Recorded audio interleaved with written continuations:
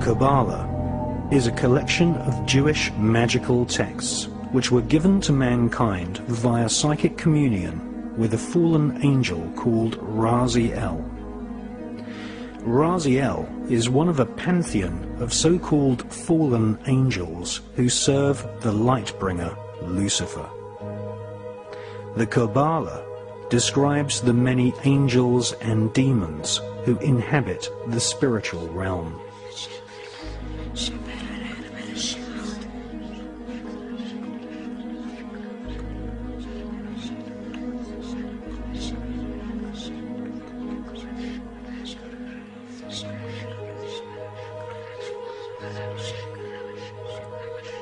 The Kabbalah gives Kabbalists a roadmap called the Tree of Life, which explains how to invoke and communicate with these powerful spirits.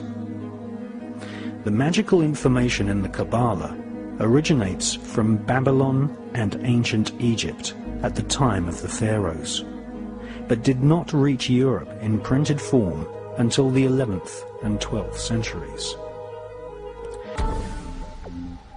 The collection of texts called the Kabbalah were eventually transcribed by Rabbi Isaac the Blind in Provence in the south of France during the 12th century. The Kabbalistic writings of Isaac the Blind fell into the hands of a group of 9 French noblemen. These noblemen became known as the Knights Templar. They laughingly called themselves the Poor Knights of Christ, but these men were far from poor. They deliberately styled themselves as monks so that they could go about their Luciferian Kabbalistic studies and conduct business without being taxed nor arouse suspicion from the Vatican. The Kabbalistic higher secrets of ritual sodomy, the evil eye, chanting incantations, necromancy, blood sacrifice, and invoking the fallen angels in service to Lucifer fascinated the French Knights Templar.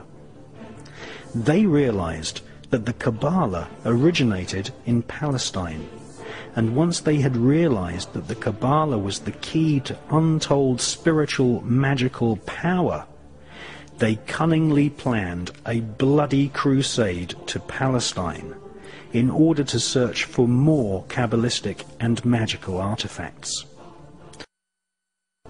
The Knights Templar arrived in Palestine with one main goal: to stop the Muslims from gaining any knowledge about the Kabbalah. Historical Islamic oral accounts from the 12th century testify to a sickening crusade of plunder, torture, murder, and sexual depravity. The Knights Templar, once they had discovered the magical teachings of the Kabbalah, were dedicated utterly to destroying its origins so that they might hold its secrets exclusively. Archaeologists have found ample evidence of tunnels constructed by the Templars in Jerusalem. After 200 years of Kabbalistic magic and bloodthirsty crusades, wantonly murdering children, women, and engaging in ritualized sodomy, the French Knights Templar were rounded up, tortured, and executed. Many confessions told of the Knights Templar monks ritually sodomizing each other, invoking evil spirits, and implanting these spirits into animals such as cats. Various black magic artifacts were confiscated from castles owned by the Knights Templar, including silver caskets containing desiccated heads and skulls. The Knights Templar referred to these heads as Baphomets. They were placed at the center of a round table. Templars would then conduct a séance invoking the spirit of Lucifer to speak through the head. The most damning information exposed them as anti-Christs. many Knights Templar bribed their way out of prison and escaped to Scotland.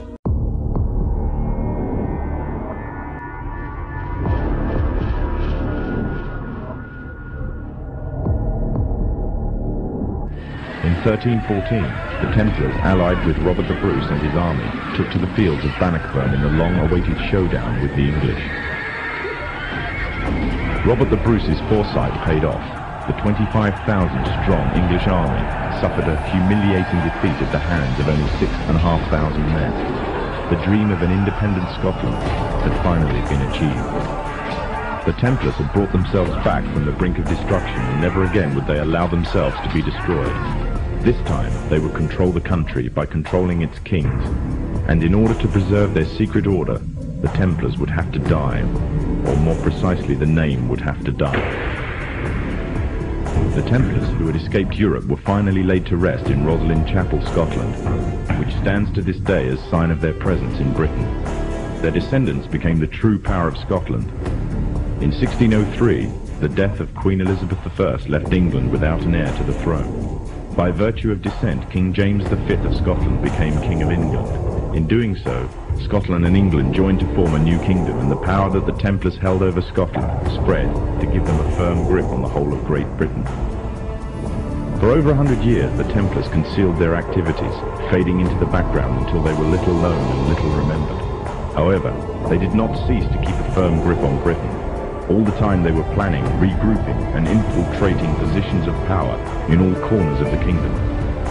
In 1717, the Templars made their reappearance in Europe.